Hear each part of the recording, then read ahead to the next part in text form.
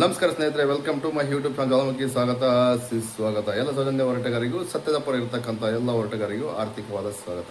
ನೋಡಿ ಸ್ನೇಹಿತರೆ, ಧರ್ಮಸ್ಥಳದ ಧರ್ಮಾಧಿಕಾರಿ ಏನಿದಾನಲ್ಲ, ಅವನು 3 ತಲೆಮಾರಿನ ಹಿಂದೆ ಮಾತ್ರ ಬಂದಿರತಕ್ಕಂಥದ್ದು. ಹಿಂದೆ ಇದು ಹಿಂದೂಗಳಿಗೆ ಸೇರಿದ್ದು, ಇವಾಗ ಸಮೇತ ಹಿಂದೂಗಳಿಗೆ ಸೇರಿದ್ದು. ಅವರು ವ್ಯಾಪಾರಕ್ಕೋಸ್ಕರ ಧರ್ಮಸ್ಥಳಕ್ಕೆ ಬಂದಿರತಕ್ಕಂಥದ್ದು. ಮೊದಲು ಕುಡುಮ ಅಂತಿತ್ತು, ಈಗ ಧರ್ಮಸ್ಥಳ ಆಗಿದೆ. ಬ್ರಿಟಿಷರ ಆಡಳಿಕೆಯಲ್ಲಿ ಬ್ರಿಟಿಷರಿಗೆ ಸಪೋರ್ಟ್ ಮಾಡಿ, ಬ್ರಿಟಿಷರಿಗೆ ನಮ್ಮ ಇಂಡಿಯಾದ ವಿರುದ್ಧ ಪಿತೂರಿ ಮಾಡಲಿಕ್ಕೆ ಸಪೋರ್ಟ್ ಮಾಡಿ ದೇವಸ್ಥಾನದ ಜಾಗವನ್ನು, ದೇವಸ್ಥಾನದ ಆಡಳಿತವನ್ನು ಇವರು ಕಿತ್ಕೊಂಡಿರ್ತಕ್ಕಂಥದ್ದು. ಅಲ್ಲಿನ ಜೈನರು ಬೇರೆ ಇದ್ದರು, ಆದರೆ ಈಗ ಅವರಿದ್ದಾರೆ. ಅವರಿಗೆ ಈ ದೇವಸ್ಥಾನಕ್ಕೆ ಸಂಬಂಧವಿಲ್ಲ. ಆದರೆ ಸುಪ್ರೀಂ ಕೋರ್ಟಲ್ಲಿ ಬ್ರಿಟಿಷರಿಂದ ಏನು ಅಗ್ರಿಮೆಂಟ್ ಮಾಡಿರಲ್ಲ ಅದನ್ನೇ ಸಲ್ಲಿಸಿ ಇದು ನಮಗೆ ಸೇರಿದ್ದು, ಇದು ಜೈನರು ಟ್ರಸ್ಟು, ಇದು ಹಿಂದೂಗಳಿಗೆ ಇದಕ್ಕೂ ಸಂಬಂಧವಿಲ್ಲ ಅಂತ ಹೇಳ್ತಿದ್ದಾರೆ. ಇದು ಎಷ್ಟರ ಮಟ್ಟಿಗೆ ಸರಿ?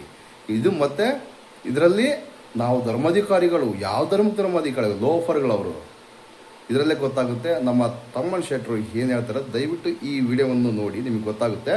ಇದು ಹಿಂದೂಗಳಿಗೆ ಸೇರಿದ್ದು. ಇಲ್ಲಿ ಅವರು ವ್ಯಾಪಾರ ಮಾಡ್ಲಿಕ್ಕೆ ಬಂದಿರತಕ್ಕಂಥದ್ದು. ಅದಕ್ಕೋಸ್ಕರ ಇಡೀ ರಾಜ್ಯದ ತುಂಬ ವ್ಯಾಪಾರ ಮಾಡ್ತಿದ್ದಾರೆ. SKRDP ಅಂತ ಅಲ್ಲಿ ಏನೋ ಉಂಡಿಗೆ ಹಾಕ್ತೀವಲ್ಲ ದುಡ್ಡು, ಅದನ್ನು ತಗೊಂಬಂದು ವ್ಯಾಪಾರ ಮಾಡ್ತಾ ಇದ್ದಾರೆ. ಇದರಲ್ಲಿ ಮತ್ತೆ ನಿರಂತರ ಬುಕ್ಕು, ಒಲೆ, ಇನ್ನು ಬೇಜಾನಿದಾವ್ರಿ. ಇವ್ರ ಪ್ರಾಡಕ್ಟ್ ಎಲ್ಲ ಸದಸ್ಯರಿಗೆ ಇದರಲ್ಲಿ ಸೇರಿಸ್ಕೊಬೋದು. SCP ಸಂಸ್ಥೆಯಲ್ಲಿ ಸದಸ್ಯರನ್ನು ಸೇರಿಸ್ಕೊಳ್ಬೋದು. ಅದ್ರ ಮುಖಾಂತರ ವ್ಯಾಪಾರ ಮಾಡ್ತಕ್ಕಂಥದ್ದು. ಅಂದರೆ ಇದರಲ್ಲಿ ಗೊತ್ತಾಗುತ್ತಲ್ಲ, ಇವರು ವ್ಯಾಪಾರಕ್ಕೆ ಬಂದಿರತಕ್ಕಂಥವ್ರು. ಇವರು ನಿಜವಾದ ಮೂಲ ನಿವಾಸಿಗಳೇ ಅಲ್ಲ, ಮಧ್ಯಂತರ ಬಂದಿರತಕ್ಕಂಥದ್ದು. ಅದಕ್ಕೋಸ್ಕರನೇ ಇವರು ವ್ಯಾಪಾರದ ಉದ್ದೇಶದಿಂದ ಮಂಜುನಾಥ ಸ್ವಾಮಿ, ಅಣ್ಣಪ್ಪ ಸ್ವಾಮಿಯನ್ನು ಬೆಳೆಸ್ಕೊಳ್ತಿದ್ದಾರೆ. ಇದನ್ನು ಪ್ರಶ್ನೆ ಮಾಡಿದರೆ ನಾವು ಧರ್ಮಕ್ಕೆ ವಿರೋಧಿಗಳ, ನಿಜವಾಗಿ ಧರ್ಮ ವಿರೋಧಿಗಳಂದರೆ ಆ ಲೋಫರ್ಗಳು, ಇವಾಗೇನು ಆಳ್ವಿಕೆ ಮಾಡ್ತಿರಲ್ಲ ಆ ಲೋಫರ್ಗಳೇ ಧರ್ಮಕ್ಕೆ ವಿರೋಧವಾಗಿರ್ತಕ್ಕಂಥವ್ರು. ಇವರನ್ನು ನೀವು ನೇರವಾಗಿ ಪ್ರಶ್ನೆ ಮಾಡಿ, ನಿಮಗೆ ದಮ್ಮು ತಾಕತ್ತಿದ್ರೆ. ಅದನ್ನು ಬಿಟ್ಟು ಸುಮ್ಮನೆ ಬಂದು ಏನೋ ಪುಂಗದ ಇದೆಲ್ಲ ಮಾಡೋಕ್ಕೆ ಹೋಗಬೇಡಿ. ಅವರು ಯಾವ ಧರ್ಮಕ್ಕೆ ಧರ್ಮಾಧಿಕಾರಿ ನಮಗಂತೂ ಗೊತ್ತಿಲ್ಲ. ಅವರಿಗೆ ಈ ದೇವಸ್ಥಾನಕ್ಕೆ ಸಂಬಂಧವಿಲ್ಲ. ಆದರೆ ಸುಪ್ರೀಂ ಕೋರ್ಟಲ್ಲಿ ಇದು ಎಲ್ಲಿ ಹಿಂದೂಗಳಿಗೆ ಹೋಗ್ಬಿಡುತ್ತೆ, ಸರ್ಕಾರ ತೆಕ್ಕಿ ಹೋಗ್ಬಿಡುತ್ತೆ ಅಂತೇಳಿ ಜೈನರ ಟ್ರಸ್ಟು ಅಂತ, ಇದು ಬರೀ 3 ತಲೆಮಾರಿನ ಬಂದಿರತಕ್ಕಂಥದ್ದು. ಈ ದೇವಸ್ಥಾನಕ್ಕೆ 800-900 ವರ್ಷಗಳ ಇತಿಹಾಸ ಇರತಕ್ಕಂಥದ್ದು, ಹಿಂದೂಗಳಿಗೆ ಸಲ್ಲತಕ್ಕಂಥದ್ದು. ಇದನ್ನು ಇವರು ಆಳ್ವಿಕೆ ಮಾಡ್ತಿದ್ದಾರೆ. ದಯವಿಟ್ಟು ಇದನ್ನು ಕಿತ್ತುಕೊಂಬುವಂಥ ಕೆಲಸ ಮಾಡಿ, ಹಿಂದೂಗಳಿಗೆ ಕೊಡಿಸುವಂಥ ಕೆಲಸ ಮಾಡಿ, ಸರ್ಕಾರ ತೆಕ್ಕಿಗೆ ಹೋಗುವಂಥ ಕೆಲಸ ಮಾಡಿ. ದಯವಿಟ್ಟು ಈ ವಿಡಿಯೋವನ್ನು ನೋಡಿ, ನಿಮಗೆಲ್ಲ ಗೊತ್ತಾಗುತ್ತೆ. ನಮಸ್ಕಾರ. ಧರ್ಮಸ್ಥಳ ಹಿಂದೂಗಳಿಗೆ ಸೇರಿದ ದೇವಸ್ಥಾನ. ಬಹುಶಃ ಇದರ ಬಗ್ಗೆ ಜನಪದೀಯ ದೈವಾರಾಧನೆ ಮತ್ತು ತುಳುನಾಡಿನ ಸಾಂಸ್ಕೃತಿಕ ವಿಚಾರದಲ್ಲಿ ಯಾವ ರೀತಿ ಅರ್ಥ ಆಗಬೇಕೆಂಬುದು ಜನರಿಗೆ ಅರ್ಥ ಆಗಬೇಕು. ಬಹುಶಃ ಇಷ್ಟರವರೆಗೆ ಜೈನರ ಆಡಳಿತದಲ್ಲಿರುವಂಥ ದೇವಸ್ಥಾನ ಎಂಬುದು ಎಲ್ಲರಿಗೂ ಒಂದು ರೀತಿಯ ಭ್ರಮೆ ಇತ್ತು. ಆದರೆ ಧರ್ಮಸ್ಥಳ ಎಂಬುದು ಜೈನರ ಕೈಗೆ ಬಂದು ಆದದ್ದು ಒಂದು 250 ವರ್ಷಗಳ ಇತಿಹಾಸ ಇರುವಂಥದ್ದು ಮಾತ್ರ. ಅದರ ನಂತರ ನಟ್ಟೋಜಿ ಮನೆತನದ ಸ್ಥಾನಿಕ ಬ್ರಾಹ್ಮಣರಿಗೆ ಸೇರಿದಂಥ ಹಿಂದೂ ದೇವಸ್ಥಾನ, ಸ್ಥಾನಿಕ ಬ್ರಾಹ್ಮಣರು ಶಿವಭಕ್ತರಾಗಿಯೂ ಮಂಜುನಾಥ ದೇವರನ್ನು ಮನದೇವರನ್ನಾಗಿಯೂ ಮಾಡಿದಂಥ ವಿಚಾರ ಇರುವಂಥದ್ದು. ಆಗ ಅದರಲ್ಲಿ ತುಳುನಾಡಿನ ದೈವಾರಾಧನೆಯ ಸಾಂಸ್ಕೃತಿಕ ಸಂಬಂಧಪಟ್ಟಂಥ ಮನೆಗಳು ಅಲ್ಲಿತ್ತು. ನೆಲ್ಯಾಡಿಬೀಡು ಎಂಬುದು ಧರ್ಮಸ್ಥಳದ ಹತ್ತಿರದಲ್ಲಿರುವಂಥ ಇನ್ನೊಂದು ಜೈನ ಪರಂಪರೆಗೆ ಸೇರಿದಂಥ ಮನೆ. ಧರ್ಮಸ್ಥಳದ ಮೂಲ ಹೆಸರು ಕುಡುಮ ಎಂಬುದಾಗಿತ್ತು. ನಂತರದ ದಿನಗಳಲ್ಲಿ ಇದನ್ನು ಯಾವ ರೀತಿ ಜೈನರು ಶೆಟ್ಟಿ ಮನೋಭಾವದಂಥ ಮಕ್ಕಲಗಟ್ಟಿನ ಜೈನರಿವರು, ಈಗ ಇರುವಂಥ ಧರ್ಮೋದ್ಯಮಿ ರಾಜ್ಯಸಭಾ ಸದಸ್ಯರ ಹಿರಿಯರೆಲ್ಲರೂ ಇಲ್ಲಿಗೆ ಮೂಲ ಸಂಬಂಧಪಟ್ಟಂಥ ಸಾಂಪ್ರದಾಯಿಕ ಜೈನರಾಗಿರುವುದಿಲ್ಲ. ಇವರು ವ್ಯಾಪಾರಿ ಮನೋಭಾವದ ಶೆಟ್ಟಿ 1797-99ನೇ ಆಸುಪಾಸಿನಲ್ಲಿ ಬಂಟ್ವಾಳದ ಬಂಗಾರಸರಿಗೆ ಸಂಬಂಧಿಸಿದ ಆಡಳಿತದಲ್ಲಿ ಪಟೇಲತ್ತಿಗೆ ಮಾಡಿದಂಥ ಬಂಟ್ವಾಳದ ಕುಮಾರಯ್ಯನೇ ಬ್ರಿಟಿಷರಿಗೆ ಟಿಪ್ಪುವಿನ ಜಮಲಾಬಾದ್, ಈಗಿನ ಸಿಂಹಗಡ, ಯಾವುದೀಗ ಗಡಾಯಿಕಲ್ಲಿದೆಯಾ, ಇಲ್ಲಿಗೆ ಬರುವಂಥ ಒಂದು ಮಾಹಿತಿಯನ್ನು ನೀಡುವುದಕ್ಕೋಸ್ಕರ ಟಿಪ್ಪುವಿನ ವಿರುದ್ಧ ಬ್ರಿಟಿಷರಿಗೆ ಕೆಲವೊಂದು ಮಾಹಿತಿಗಳನ್ನು ಕೊಡುವುದಕ್ಕಾಗಿ ಕೊಟ್ಟ ನಂತರ ಅದಕ್ಕೋಸ್ಕರ ಬ್ರಿಟಿಷರ ಹತ್ರ ತನಗೇನು ಬೇಕು ಅಂತ ಕೇಳಿದಾಗ ಈಗಿನ ಕುಟುಂಬ ಧರ್ಮಸ್ಥಳದಿರುವಂಥ ನಟ್ಟೋಜಿ ಮನೆತನದ ಸ್ಥಾನಿಕ ಬ್ರಾಹ್ಮಣನ ಹೊರಹಾಕಿ ಇಡೀ ಭೂಮಿಯನ್ನು ನನಗೆ ಕೊಡಬೇಕು ಅಂತ ಇದೇ ಕುಮಾರಯ್ಯ ಹೇಳಿದ. ಈ ಕುಮಾರಯ್ಯನ ಸಂತಾನವೇ ಈಗ ಇರುವಂಥ ಧರ್ಮೋದ್ಯಮಿಗಳು ಯಾರಿದ್ದಾರೆ, ಈಗ ಇರುವಂಥ ರಾಜ್ಯಸಭಾ ಸದಸ್ಯರು, ಅತ್ಯಾಚಾರಿಗಳು, ಕಾಮಾಂಧರು, ಧಾರ್ಮಿಕವಾದಂಥ ದೇವರ ಹೆಸರನ್ನ ವ್ಯಾಪಾರೀಕರಣ ಮಾಡಿದಂಥ ಕುಟುಂಬಕ್ಕೆ ಇರುವಂಥದ್ದು 2-3 ತಲೆಮಾರಿನ ಇತಿಹಾಸ. ಆದರೆ ಹತ್ತಿರದ ನೆಲ್ಯಾಡಿ ಬೀಡಿನಲ್ಲಿ ಉಮ್ಮಕ್ಕವಲ್ಲ ಅಮ್ಮು ಬಲ್ಲಾಲ್ತಿ ಅಮ್ಮು ಮತ್ತೆ ಬಿರ್ಮಣ ಪೆರ್ಗಡೆ ಎಂಬ ಒಂದು ಸಾಂಪ್ರದಾಯಿಕ ಜೈನ ಮನೆತನ ಇತ್ತು. ಮಲರ್ವಾಡಿ ಗುತ್ತು ಎಂಬ 1ನೇ ಗುತ್ತು ಸಹ ಇತ್ತು. ಇದು ಎಲ್ಲವನ್ನೂ ನಂತರದ ದಿನಗಳಲ್ಲಿ ಇದೇ ಧರ್ಮೋದ್ಯಮಿ ವಶೀಕರಣ ಮಾಡುವ ಮುಖಾಂತರ ನೆಲ್ಯಾಡಿ ಬೀಡು, ಮಲಾರ್ ಬೀಡು ಮತ್ತೆ ಇದೆಲ್ಲವನ್ನ ತನ್ನ ಸ್ವಾಧೀನಕ್ಕೆ ಪಡೆದು ಅಲ್ಲಿ ಇರುವಂತ ಸನಾತನ ಹಿಂದೂ ಧರ್ಮದ ಆರಾಧನಾ ದೈವಾರಾಧನಾ ಮಂಜುನಾಥನ ಆರಾಧನಾ ನಿಯಮ ಜೊತೆಗೆ ಅಲ್ಲಿ ದೈವದ ಪರಂಪರೆಯಂತೆ ಅನ್ನಪ್ಪನ ಗಡಿ ಪಟ್ಟ ಮತ್ತೆ 4 ಮನೆತನಗಳಿತ್ತಲ್ಲಿ. ಒಂದು ನಿಮಗೆ ಆಜಿರ್ಬಂಟ, ಕಂಬಳಿತಾಯ, ಮನೊಳಿತಾಯ, ಪೆರ್ಗಡೆ ಎನ್ನುವಂಥ 4 ಪಟ್ಟಗಳು. ಅದು ಎಲ್ಲವನ್ನೂ ಸ್ವಾಧೀನ ಅಲ್ಲಿರುವಂಥ ಮೂಲ ಮನೆಗಳನ್ನು ಎಲ್ಲರನ್ನ ಓಡಿಸಿ ಅಲ್ಲಿರುವಂಥ ಎಲ್ಲ ದೈವಾರಾಧನಾ ನಿಯಮಗಳನ್ನೆಲ್ಲವನ್ನು ಗಾಲಿಗೆ ತೋರಿ ಅಲ್ಲಿರುವಂಥ ಎಲ್ಲ ಸಂಪ್ರದಾಯಗಳನ್ನು ಮರೆತು ಆ ಪೆರ್ಗಡೆ ಹೆಗ್ಗಡೆ ಎನ್ನುವಂಥ ಪಟ್ಟವನ್ನು ತಾನು ಕುಮಾರಯ್ಯ ಪಡೆಯುವುದರ ಮುಖಾಂತರ ಅಂದಿನಿಂದ ಕುಮಾರಯ್ಯ ಹೆಗ್ಗಡೆ ಎನ್ನುವ ಹೆಸರು ಬಂತು. ಅಲ್ಲಿಯವರೆಗೆ ಅವರಿಗೆ ಯಾವುದೇ ರೀತಿಯಂತ ಬಂಟ್ವಾಳದ ಪಟೇಲತ್ತಿಗೆ ಬಿಟ್ಟರೆ ಯಾವುದೇ ಒಂದು ಜೈನ ಮನೆತನದಲ್ಲಿ ಸಂಪ್ರದಾಯಗಳಿಲ್ಲ.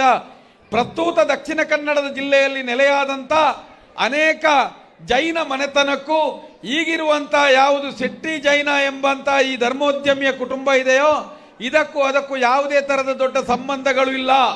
ಅದು ಎಲ್ಲವೂ ಅಲಿಯಕಟ್ಟಾದರೆ ಇಲ್ಲಿ ಎಲ್ಲವೂ ಮಕ್ಕಳಗಟ್ಟನ್ನು ಮಾಡಿ ತನ್ನ ಆಸ್ತಿ ಮಕ್ಕಳಿಗೆ ಬರಬೇಕೆಂಬಂಥ ಕುತಂತ್ರದಿಂದ ಅಂದು ಕುಮಾರಯ್ಯ ಮಾಡಿದಂಥ ವಿಚಾರವನ್ನೇ ಇವತ್ತಿನವರೆಗೆ ಇದು ಹಿಂದೂ ದೇವಸ್ಥಾನ ಅಲ್ಲ ಅಂತ ಹೈಕೋರ್ಟಿಗೆ ಮಾನ್ಯ ಸುಪ್ರೀಂ ಕೋರ್ಟಿಗೆ ಇದು ಜೈನರಿಗೆ ಸಂಬಂಧಪಟ್ಟಂತ ಟ್ರಸ್ಟ್, ಇದು ಮಂಜುನಾಥ ದೇವರ ಆರಾಧನೆಯಲ್ಲಿ ಯಾವುದೋ ಒಂದು ಹಿಂದೂಗಳಿಗೆ ಸಂಬಂಧ ಇಲ್ಲ ಎಂಬುದನ್ನ ಪ್ರಸ್ತುತ ಈಗ ಇರುವಂತ ಧರ್ಮೋದ್ಯಮಿ ಬರಾದ ರೂಪದಲ್ಲಿ ಕೊಟ್ಟಂತ ದಾಖಲೆಗಳನ್ನ ಮೊನ್ನೆ ಮಾನ್ಯ ಗಿರೀಶ್ ಮಟ್ಟಣ್ಣನವರು ನಿಮಗೆ ಸುಪ್ರೀಂ ಕೋರ್ಟ್ನ ವೆಬ್ಸೈಟ್ ಇಂದ ತೆಗೆಯುವುದರ ಮುಖಾಂತರ ಜನರಿಗೆ ಇಟ್ಟಿದ್ದಾರೆ. ಸ್ಪಷ್ಟವಾಗಿ ಜನರು ಅರ್ಥೈಸಿಕೊಳ್ಳಬೇಕು. ಧರ್ಮಸ್ಥಳ ಹಿಂದೂಗಳಿಗೆ ಸೇರಿದಂತ ದೇವಸ್ಥಾನ. ಇದನ್ನ ಈಗಿನ ಪ್ರಸ್ತುತ ಇರುವಂತ ಇವರೆಲ್ಲರೂ ವಶಪಡಿಸಿಕೊಂಡು ಅಲ್ಲಿಯ ಸಂಪ್ರದಾಯ, ಆರಾಧನಾ ನಿಯಮ, ಕಟ್ಟುಕಟ್ಲೆ, ಅನ್ನಪ್ಪನ ವಿಧಿವಿಧಾನ ಎಲ್ಲವನ್ನು ನಾಶ ಮಾಡಿದ್ದಾರೆ. ಎಲ್ಲಿಯವರೆಗೆ ಅಂತ ಹೇಳಿದ್ರೆ ನಂಬಿಕೆಯೇ ಇಲ್ಲದಂತ ಈ ಪಾಪಿಗಳು ಅನ್ನಪ್ಪನಿಗೆ ಸಿರಿಮುಡಿ ಇಟ್ಟು ಅನ್ನಪ್ಪನಿಗೆ ನೇಮ ಮಾಡಿ ಅಭಯ ಕೊಡುವಂತ ವ್ಯಕ್ತಿಗೆ ಹೊಡೆದು ಅವನಿಗೆ ಪಡಿಯಕ್ಕೆ ನೀಡದಂತ ರೀತಿಯಲ್ಲೂ ಹಿಂಸೆ ಮಾಡುವ ಮಟ್ಟಿಗೆ ಈ ಒಂದು ಸಂಪ್ರದಾಯವನ್ನು ಮುರಿದಿದ್ದಾರೆ ಇವತ್ತು. ದಯವಿಟ್ಟು ನಾವು ಎಲ್ಲರಿಗೂ ಯಾರಿಗೂ ಗೊಂದಲ ಬೇಡ. ಎಲ್ಲರೂ ಈಗ ಇವತ್ತಿನಿಂದ ನಿಮಗೆ 2 ವಿಚಾರಗಳಲ್ಲಿ ಅದು ಹಿಂದೂ ದೇವಸ್ಥಾನ ಹೌದೋ ಅಲ್ಲವೋ ಎಂಬ ವಿಚಾರಗಳು ಗೊತ್ತಿರಬೇಕು. ಜನಪದೀಯವಾಗಿಯೂ ನಮಗೆ ದೈವಾರಾಧನೆಯ ನಿಯಮಗಳಲ್ಲಿಯೂ ಅದು ಹಿಂದೂ ದೇವಸ್ಥಾನ. ಮತ್ತೆ ಈಗ ದಾಖಲೆಗಳ ಮುಖಾಂತರ ಯಾಕಂತ ಹೇಳಿದ್ರೆ ಅಲ್ಲಿರುವಂತ ಅನ್ನಪ್ಪನ ಗುಡಿ, ಅನ್ನಪ್ಪನಿಗೆ ಬಂದಂತ ವಸ್ತು, ಮಂಜುನಾಥನ ಗುಡಿ, ಮಂಜುನಾಥನ ವಸ್ತು ಎಲ್ಲವೂ ಮಂಜುನಾಥ ಮತ್ತೆ ಅನ್ನಪ್ಪನ ಹೆಸರಿನಲ್ಲೇ ಇತ್ತು. ನಂತರದ ದಿನಗಳಲ್ಲಿ ಈಗಿರುವಂತ ಧರ್ಮೋದ್ಯಮಿ ಎಲ್ಲವನ್ನ ತನ್ನ ಹೆಸರಿಗೆ ಮಾಡುವುದರ ಮುಖಾಂತರ ಅನ್ನಪ್ಪನನ್ನು ಮಂಜುನಾಥನನ್ನು ತನ್ನ ಬಾಡಿಗೆದಾರನನ್ನಾಗಿ ಋಣದಲ್ಲಿ ಕೂರಿಸುವ ಕೆಲಸವನ್ನು ಮಾಡಿದ್ದಾರೆ. ಮುಂದಿನ ದಿನದಲ್ಲಿ ನಮಗೆ ದೊಡ್ಡ ಮಟ್ಟದ ಹೋರಾಟದ ಅವಶ್ಯಕತೆ ಇದೆ. ಯಾರಾದರೂ ನಿಮ್ಮಲ್ಲಿ ಕೇಳಿದರೆ ಇದು ಜೈನ ದೇವಸ್ಥಾನವೋ ಹಿಂದೂಗಳಿಗೆ ಸೇರಿದ ದೇವಸ್ಥಾನ ಅಂತ ಜನಸಾಮಾನ್ಯರಿಗೆ ಗೊತ್ತಾಗಬೇಕಿದ್ರೆ ನೇರವಾದಂತ ದಿಟ್ಟವಾದಂತ ಒಂದು ಆತ್ಮಸಾಕ್ಷಿಯ ಉತ್ತರವನ್ನು ಸಮಾಜಕ್ಕೆ ನೀಡಿ.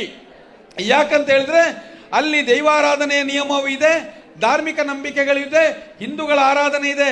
ಇವತ್ತಿನವರೆಗೆ ಅಲ್ಲಿ ಎಲ್ಲಿಯೂ ನಮಗೆ ಹೋಮದ ಧೂಮವಾಗಲಿ, ಯಜ್ಞ ಯಾಗಾಗಲಿ, ಮಂತ್ರ ಪಠನಗಳಾಗಲಿ, ಯಾವುದೇ ಒಂದು ಸಾರ್ವಜನಿಕವಾದಂಥ ಶಿವ ಸಂಬಂಧಿ ಕೆಲಸಗಳಾಗಲಿ, ದೈವ ಸಂಬಂಧಿ ವಿಚಾರಗಳಾಗಲಿ ಅಲ್ಲಿ ನಡೆದೇ ಇಲ್ಲ. ಎಲ್ಲ ಸಂಪ್ರದಾಯಗಳನ್ನು ಎಲ್ಲ ರೀತಿಯಲ್ಲೂ ಮುಗಿಸುವುದರ ಮುಖಾಂತರ ಅದನ್ನ ಜೈನ ಟ್ರಸ್ಟ್ ಅಂತ ಮಾಡಿದ್ದಾರೆ. ಇವತ್ತಿಗೂ ಮುಜರಾಯಿ ಇಲಾಖೆಯ ವ್ಯಾಪ್ತಿಯಲ್ಲಿ ಆ ದೇವಸ್ಥಾನ ಯಾಕೆ ಬರುವುದಿಲ್ಲ? ಇದನ್ನು ನಾವು ಅರ್ಥ ಮಾಡಬೇಕು. ದಕ್ಷಿಣ ಕನ್ನಡ ಜಿಲ್ಲೆಯ ಸಾಮಾನ್ಯ ಚಿಕ್ಕ ಚಿಕ್ಕ ದೇವಸ್ಥಾನಗಳು ಇವತ್ತು ಮುಜರಾಯಿ ಇಲಾಖೆಯ ವ್ಯಾಪ್ತಿಗೆ ಬರುವುದೇ ಆದರೆ ಧರ್ಮಸ್ಥಳ ಯಾಕೆ ಬರುವುದಿಲ್ಲ? ಇದನ್ನು ಬರಲಿಲ್ಲ. ಅಂದಿನ ಕಾಂಗ್ರೆಸ್ ಸರ್ಕಾರದೊಟ್ಟಿಗೆ ಕೈ ಜೋಡಿಸಿ ಪೂರ್ತಿ ಅದರ ವ್ಯವಸ್ಥೆಗಳನ್ನು ಇವರಿಗೆ ಬೇಕಾಗುವುದರ ಮುಖಾಂತರ ಅದಕ್ಕೆ ಬೇಕಾಗುವ ದಾಖಲೆಗಳನ್ನ ಮಾಡಿದ್ದು. ಅಂದು ಟಿಪ್ಪುವಿನ ವಿರುದ್ಧ ಬ್ರಿಟಿಷರಿಗೆ ಎಲ್ಲ ರೀತಿಯ ಸೇವೆಗಳನ್ನು ಕೊಟ್ಟವನೇ ಕುಮಾರಯ್ಯ. ಇವತ್ತು ಇದೇ ಧರ್ಮೋದ್ಯಮಿಯು ಮಾಡುವಂಥದ್ದು ಐಷಾರಾಮಿ ಹೋಟೆಲ್ಗಳನ್ನು ಕಟ್ಟುವುದು, ಪ್ರಕೃತಿ ಚಿಕಿತ್ಸಾಲಯನ್ನು ಕಟ್ಟುವುದು, ಎಲ್ಲರಿಗೂ ಬೇಕಾಗುವ ರೀತಿ ಅವರಿಗೆ ಬೇಕಾಗುವ ಮನೋ ಇಚ್ಛೆಯ ಕೆಲವೊಂದು ರೀತಿಯಲ್ಲಿ ಕೊಟ್ಟು ಇವತ್ತಿಗೂ ಸರಕಾರಗಳನ್ನು ಒಲ ಒಪ್ಪಂದ ಮಾಡಿ ತಗೊಂಡು ಒಬ್ಬ ಪೆರ್ಗಡೆ ಎನ್ನುವಂಥ ಪಟ್ಟದ ಅನ್ನಪ್ಪನ ಗಡಿಯಾದಂಥ ಅನ್ನಪ್ಪನ ಕಲಸವಿಟ್ಟು ಗಡಿಕಾರನೇ ಇವತ್ತು ಒಬ್ಬ ರಾಜಕಾರಣಿಯಾಗಿ ರಾಜ್ಯಸಭಾ ಸದಸ್ಯ ಆಗಿದ್ದಾನೆ ಅಂತ ಹೇಳಿದ್ರೆ ಇದು ಎಲ್ಲವೂ ಅಂದು ಕುಮಾರಯ್ಯ ಬ್ರಿಟಿಷರಿಗೆ ಕೊಟ್ಟ ಕಾಣಿಕೆಯಾಗಿ ಇಂದಿಗೂ ಕೊಡ್ತಾ ಇದ್ದಾರೆ, ನೆನಪಿಡಿ. ಆದ್ದರಿಂದಲೇ ಅಲ್ಲಿ ಸಾವಿರಾರು ಕೊಲೆಗಳು ನಡೆದ್ರು ಇವತ್ತಿನವರೆಗೂ ಆರೋಪಿಗಳಿಲ್ಲದ ಸ್ಥಿತಿ ನಿರ್ಮಾಣ ಆಗಿದೆ. ಇನ್ನು ಮುಂದಿನ ಚಿಕ್ಕ ತಲೆಮಾರುಗಳಿಗೆ ಗೊತ್ತಿರಬೇಕು ಯಾವ ಕಾರಣಕ್ಕೂ ಧರ್ಮಸ್ಥಳ ಎಂಬುದು ಹಿಂದೂಗಳಿಗೆ ಸೇರಿದ್ದ ದೇವಸ್ಥಾನ. ಹಿಂದೂಗಳೇ ಎದ್ದೇಳಿ, ಇದು ಧರ್ಮಸ್ಥಳ ಹಿಂದೂಗಳಿಗೆ ಸೇರಿದಂತಹ ವಸ್ತು. ಮುಂದೊಂದು ದಿನ ಎಲ್ಲರ ಇವತ್ತು ಹೋರಾಟದ ಫಲವಾಗಿ ಮುಂದೆ ದಿನ ಅದೇ ಅನ್ನಪ್ಪನಿಗೆ ನಡವಳಿ ಆಗುವುದರ ಮುಖಾಂತರ ಆ 4 ಮನೆತನಗಳಲ್ಲಿ ನಿಲ್ಲುವುದರ ಮುಖಾಂತರ ಅನ್ನಪ್ಪನಿಗೆ ಸ್ಥಾನಿಕ ಬ್ರಾಹ್ಮಣರಿಂದ ಪೂಜೆ ನಡೆಯುವಂತ ಮೂಲಕ ಮತ್ತೊಮ್ಮೆ ಅಲ್ಲಿ ಅಂತ ಒಂದು ಇನ್ನು ಆ ಹಿಂದೂ ದೇವಸ್ಥಾನದ ದ್ರಾವಿಡ ಪರಂಪರೆ ಅನಾವರಣವಾಗಬೇಕಂತ ನಮ್ಮ ಇಚ್ಛೆ.